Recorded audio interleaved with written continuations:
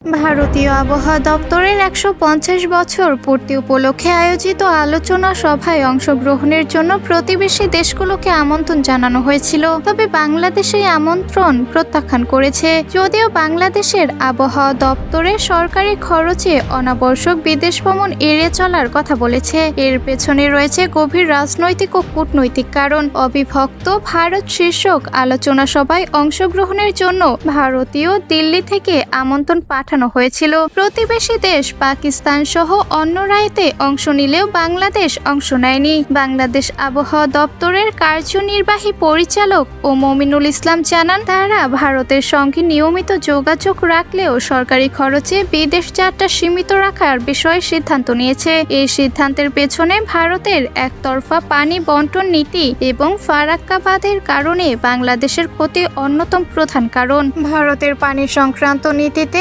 বাংলাদেশ ক্ষতিগ্রস্ত হওয়ায় তাদের সঙ্গে সম্পর্কের মধ্যে ফাটল ধরেছে। তিস্তা চুক্তি ও গঙ্গার পানি বন্টনে ভারতের স্বার্থপর আচরণ বাংলাদেশের জন্য অত্যন্ত ক্ষতিকর হয়েছে। এই প্রেক্ষাপটে ভারতের আবহাওয়া দফতরের ১৫০ বছর পূর্তির অনুষ্ঠানে অংশগ্রহণে আমন্ত্রণ অনেকেই উদ্দেশ্য প্রণোদিত মনে করেছেন। এটি ভারতের আগ্রাসী নীতিকে ঢেকে রাখার প্রচেষ্টা মাত্র। বাংলাদেশের এই সিদ্ধান্ত শুধু অর্থনৈতিক নয়, এটি একটি নৈতিক ও কূটনৈতিক বার্তা। বাংলাদেশের আবহাওয়া দপ্তরের এই আমন্ত্রণ প্রত্যাখ্যান করে সঠিক সিদ্ধান্ত নিয়েছে বলে অনেকেই মনে করছেন।